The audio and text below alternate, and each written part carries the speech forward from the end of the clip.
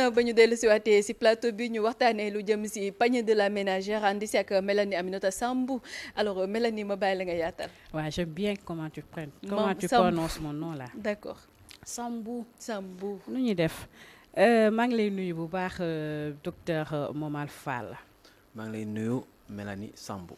ma fàttali ni yow yaay Il est vous obligé êtes de prononcer. chercheur ouais. Vous êtes chercheur en intelligence artificielle bokk itam ci kuréel gu ñuy wax SOS consommateur docteur ngeen amal benn enquête ci li nga xamante ne mooy ñëg bi soxal li nga xamante ne mooy connexion bi ku daanaka ak qualité internet fii ci Sénégal ñu bëggoon a xam rek déjà lan moo leen poussé pour ngeen amal boobule jàngat. Merci beaucoup encore et puis comme je dis encore c'est toujours un plaisir pour ñun ñu ñëw fii si Walfadjri la voix des sans voix donc pour juste contextualiser li ma fi ñëw tey c'est le chercheur qui est venu gëstukat bi nga xam ne dafa xalaat dara gis dara di xam nan la mën a amee njariñ ci askan bi c'est dans ce sens-là vraiment donc boo leen ñu mayee ñun li ñu xam ne xalaat nañ ko xam nañ ko ñu mën ko jottale askan bi tamit dañ ciy sant yàlla bu baax vraiment. D'accord dellu ci sama question bi comme ni ma ko waxee woon rek def ngeen affaire bi dafa la xam ne dama ko dund d'abord dama toog benn jour di liggéey ci sama liggéey en télétravail jéem a envoyé benn rapport avec des fichiers assez lourds ma envoyé demul ma yeewu suba gis ne ordinateur baa ngi tourner encore ma ne bon qu'est-ce qui se passe quoi vraiment après si laa commencé nag ne bon attends y a un problème donc comme ñun si loolu la ñuy xarañ ñu xool gëstu après si laa commencé def enquête bi en tant que chercheur am na jumtukaay yoo xam ne dañ koy am pour xool d'abord lan mooy problème bi si laa gis nag ay affaires yoo xam ne vraiment ma ne lii mënul wéy quoi. D'accord enquête bi yaa ngi ciy def comparaison Sénégal ak France lan moo tax nga taamu ci réewu France pour mën a dérouler sa enquête bi comparaison bi. waaw dama commencé d'abord rapport yi nga xam ne am na. yoo xam ne ARTP def na ko. ak beneen organisme boo xam ne mooy saytu lépp luy connexion ak internet mooy GSM si loolu laa commencé gis ni liñ si wax après mu jox ma ay idée quoi parce que enquête da ngay toujours di ko orienté mais li ma bëgg rek mooy di xool ñun Sénégal. lu tax jamono ju toll nii fi mu nekk nii internet bi nga xam ne c'est un droit fi mu nekk nii ça nous coûte très cher quand même donc si laa jël benn situation ñu xool ku am tey benn connexion fibre 22 000 francs mooy budget tey xam naa ñëpp seen kër yéen a ngi dépenser internet. connexion moom moo lëmbee réew mi. voilà le budget est très important ma comparé ko bu fekkee 22 000 francs fii. li may am ak bitim réew lan lay am ñu jël kaawu France par exemple. mu ñu xool ni mais c'est 150 fois des fois lay dem plus cher après nag si la ñu continuer di gëstu ba gis ci yeneen ay mbir daal loo xam ne bëgg nañ ko baaxee askan bi ñu gis ngay wax maanaam ni ki connexion bi c'est 50 fois plus lente en téléchargement déjà nan ngay expliquer écart boobu noonu. waaw d'abord dama bëgg ñun ñi xam ni internet pour que askan bi gën ko xam mooy tey sa téléphone bii nga yore nii mooy sa oto la par exemple nga bëgg a dem tey autoroute boo xam ne Ila Touba la tudd nga war a dem Touba connexion noonu rek la da ngay jël sa téléphone dugg Ila Touba di dem Touba mais si sa téléphone nga war a dem Touba tey war a yóbbu tey ñeenti saaku ceeb muy 200 kilos ñu ne la léegi boo ñëwee ba poste de péage ba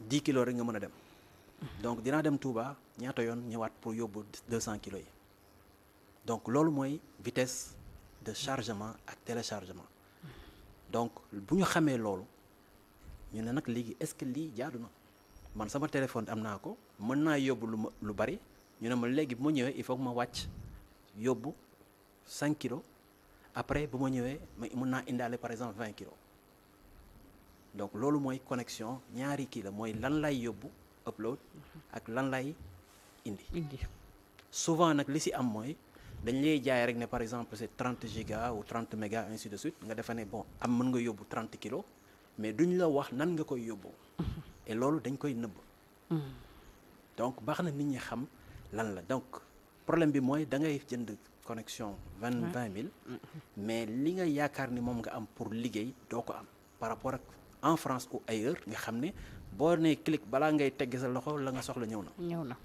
te léegi c'est un droit si loolu nag la ñu xool ne bon lii am na problème pour fësal ko boo xoolee tey sur 22 000 bi par rapport en France li ñu am c'est 1 giga pour une fibre fii ñu ngi lay jox en général ay 20 30 mégas nga diviser ko ça te donne 150 fois c'est pas normal nga xool ci ginnaaw li nga xam ne dañ koy nëbbu ay 4 giga 4 mégas yi ngay am moom nga mën a yóbbaale alors que fële ñu ngi lay may 700 mais c'est énorme. Ouais. Donc analyse boobu nag la ñu def gis ni bon il y a un sérieux problème. Donc c'est un peu est-ce que mën nañu wax ni ki problème régulation la wala investissement fan lañ ko mën a. C'est un problème d'offre commerciale. Offre commerciale. léegi nag askan bi ñoo mën a toog laaj ne ñun lii pour 22 000 francs Sénégal déjà ak bitim réew écart bi bari na bari ba nga xam ne war nañoo mën a am leneen c'est un droit. Bon maintenant les autorités régulation ñooy xool mais askan bi ci boppam laa bëgg rek ñu xam lan moo xew.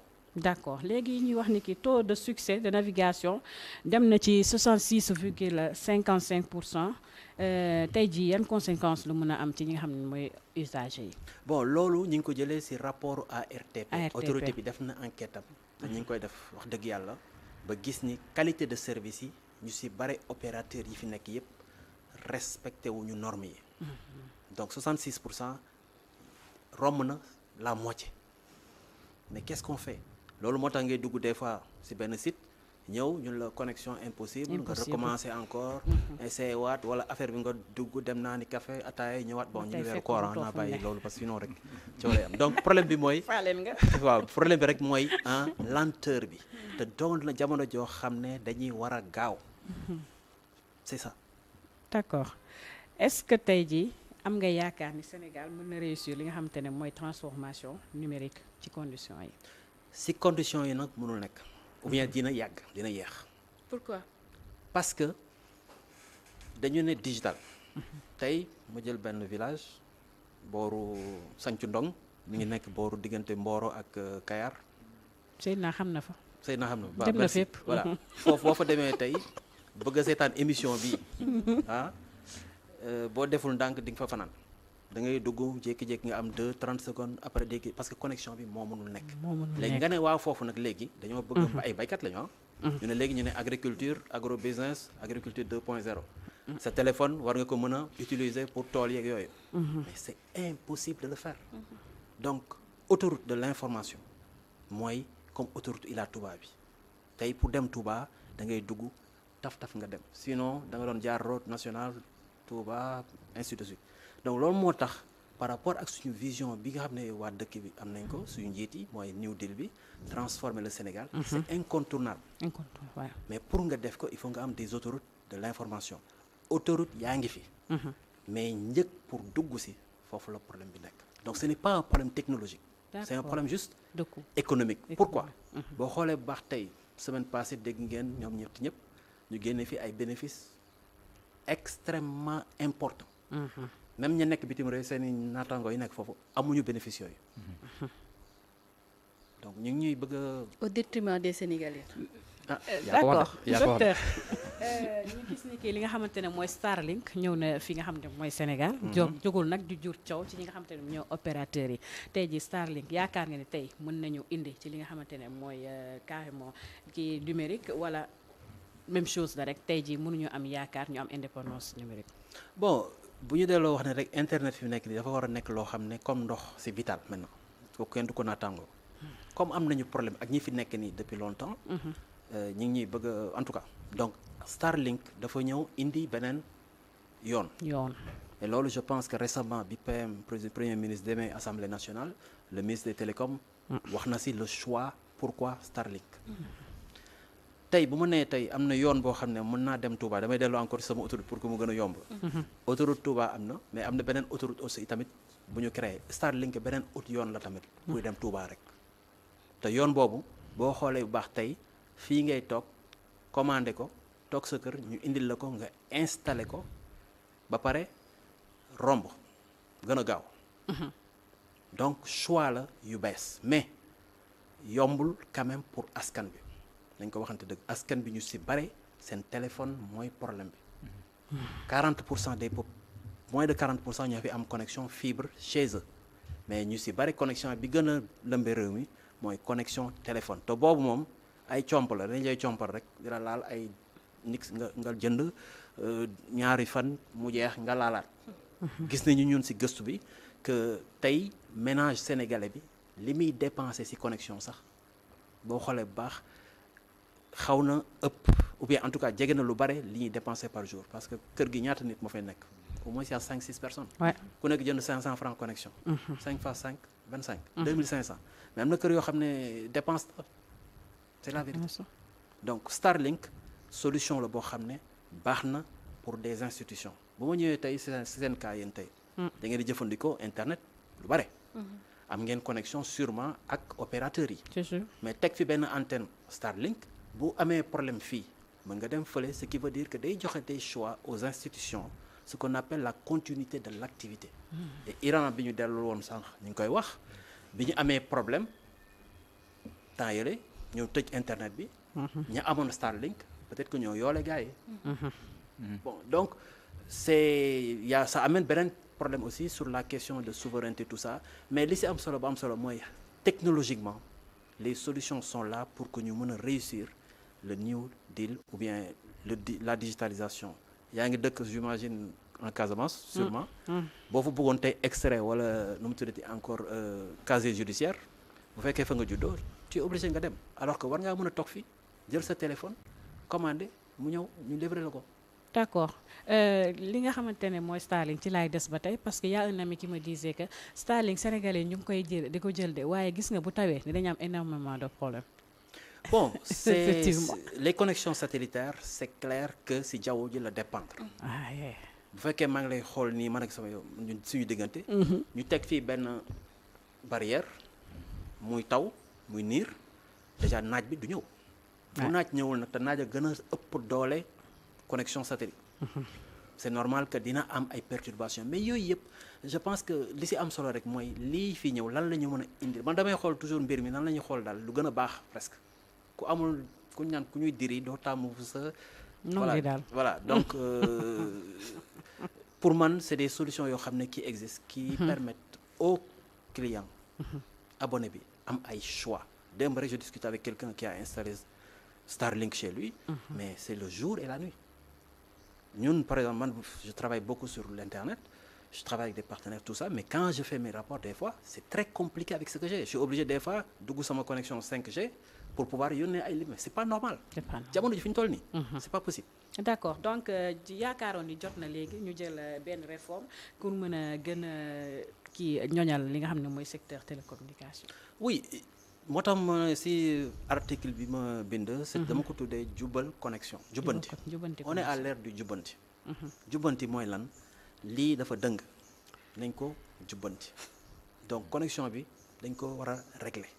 ñi ko mën a régler nag ñetti mbir laa ko gisee benn bi mooy ki nga xam ne moom la ñu dénk régulation loolu ñoom ñoo war a toog te ñi ngi koy defan ñu ngi leen di gën a ñaax pour que ñu gën a contrôler ñi nga xam ne ñoo fi nekk si benn kon qualité bi il n'est pas normal que nga man ma nekk fi Ndakaaru am connexion bu ma rombee Ndakaaru rek jàdd tuuti rek du ma gis dara te kay jënd ak li may jënde benn la te man fii sax peut-être mën naa fay 500 francs wala 1000 francs mais si dëkk ba dafay metti donc disparité boobu ou comment on appelle fracture sociale boobu ce n'est pas normal donc qualité bi dafa war a nekk bu ma jëndee dara war naa ko xam li ma jënd lan la ensuite gis nañu ne li nga xam ne dama koy jënd dañ ma wax lan laay jënd lan la ma mën a xam ñaata laa mën a jël bu may dem Touba yóbbu si sama oto balaa maa ñëw taxaw ñu ne ma non lii nga bëgg a yónni il faut nga wàññi ko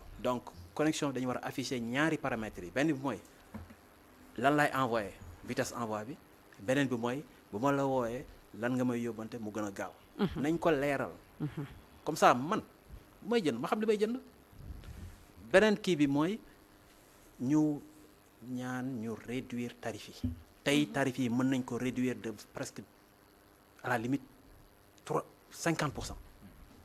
benn mais question bi du question réduire rek non seulement dañ ko war a réduire mais dañoo war a yokk aussi la ngay am.